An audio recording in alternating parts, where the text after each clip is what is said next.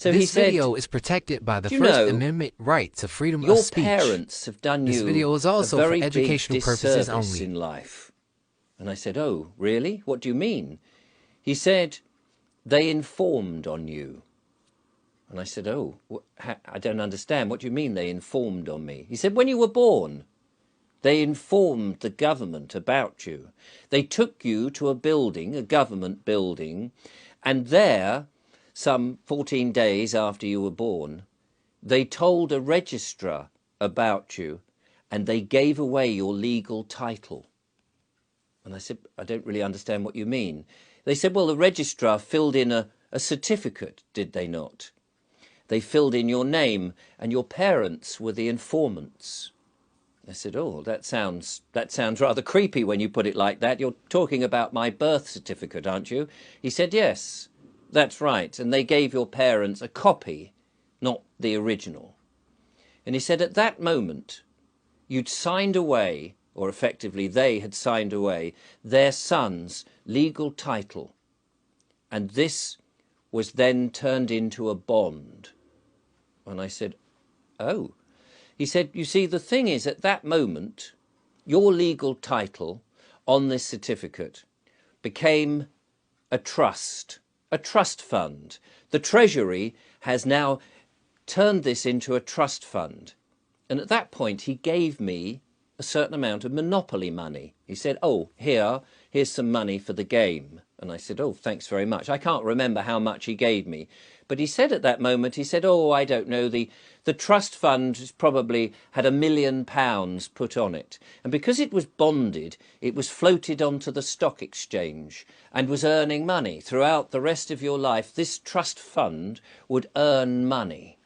It would earn huge amounts of money.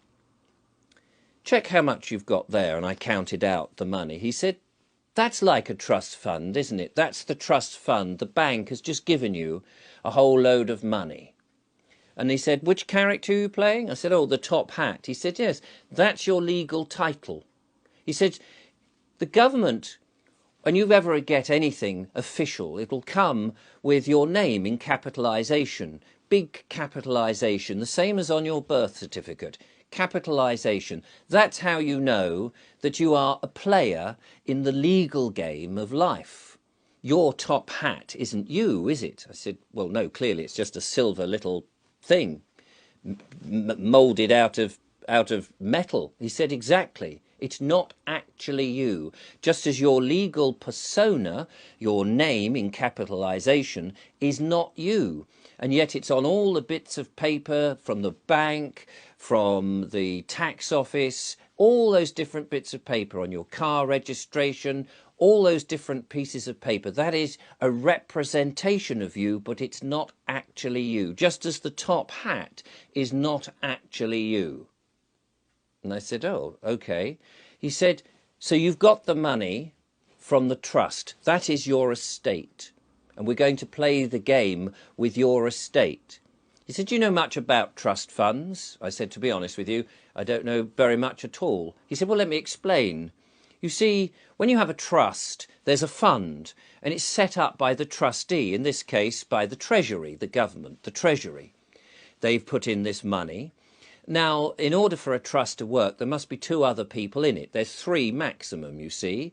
There is the beneficiary, the person that the trust is set up for, which in your case is you. This money that's been put into is yours to do whatever you like with." "Oh," I said, "that's very nice, thanks very much." He said, "But there is also somebody who must administer that, the executor. So the executor is the one who will make sure that things are paid or that you can withdraw money for what you need." And he said, "Of course, when you're a baby, you cannot be the executor because you are a minor. So until you reach the age of majority, which is 18, your parents would be the executor. They would administer the trust for you, set up by the government." He said, "The only thing is, the government, a bit canny like this, they don't actually tell your parents. And so your parents can't tell you that when you're 18, the age of majority, that you could now be the executor. So you go through life feeling that you have no money. You feel that you're a debtor, that you're constantly in debt, that you have to get a job because you need money to pay for the things you need. And yet all the time, there is this trust fund that as you go through life and you get older and the longer it's in there, the more money that it is accruing all the time. There could be, by the time you die, millions upon millions, maybe 50 million pounds are sitting in this trust, unused. He said, in theory, you could walk into a wonderful showroom of Rolls-Royce vehicles. You could, in theory, go up and say, that one, is that the most expensive Rolls-Royce? How much is that? It could be £1 million. You say, at the age of 18. I think I'll have that because I'm in credit. You've got this trust fund. I said, oh. He said, all you need to do is autograph the credit note and the car is yours. But of course the man who's selling you the car will say, hang on a minute, I don't understand. And you'll simply just say, well, take this credit note that I have now put my autograph on, take it to the Treasury, and they will dip into my trust fund and pay you. You'll get your money perfectly fine because I'm in credit. Look at the game. You have this big pile of money. I've just given it to you. That is your trust fund. He said, but in the game of Monopoly, as we go around and you get penalties and you earn money, he said, when you get a penalty, what do you do? I said, well, I just pay it out of this money. He said, yes, that's what you should do in life. But in life, you don't go to your trust fund.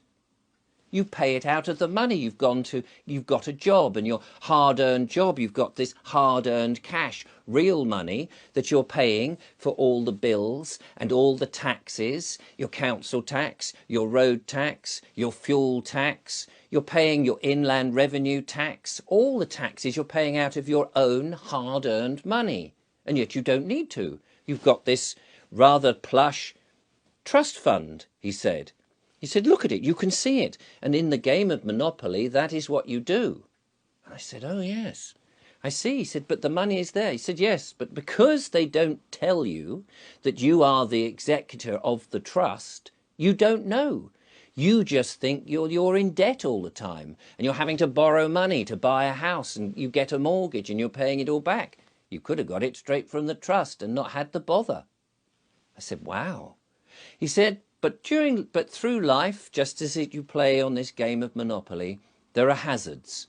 And every now and again, because you've not earned enough or you fell behind with your payments or the interest rates have gone up or the way the legal system has worked, it seems to be always against you. You drive your car and you get into a penalty area and there's an infringement, or you park your car and there's a parking ticket, all these sort of things, and you haven't got the money because you haven't worked hard enough or whatever it is. You could end up with summonses to a court. He said, do you know what a court is? A magistrate's court? And I said, well, yes, I've got an idea. He said, it's just the legal department of the Treasury. They want to make sure that you pay the bills or the infringements or the tickets and all of this. And so they'll administer it. So they'll have a convener, which they call a judge, at the magistrate's court, because all court sessions, all legal things start in a magistrate's court. I said, oh, yes. And you'll be summoned there. Now, of course, if you know that you're the executor, you can just tell them to say, well, just pay it out of the trust fund. But you don't know that, so you end up going to court. And the first thing that happens at court is, of course, they will say something like, for the record, state your name. And this is where the trick is played on you. Because you don't know who you are, you will say, my name is Richard Vobes. And at that moment, they've got you. Because effectively what's happened is you've said, I'm the top hat, or the dog, or the train, or the iron. You've become the player of the game. You've become the fiction. Because their world can only work on the fiction. A real living man cannot enter a real court. They cannot deal with you. So they have to get you to be the legal fiction. And so what happens then is they become the executive, they become the sole beneficiary, and you become a legal representative of the trust.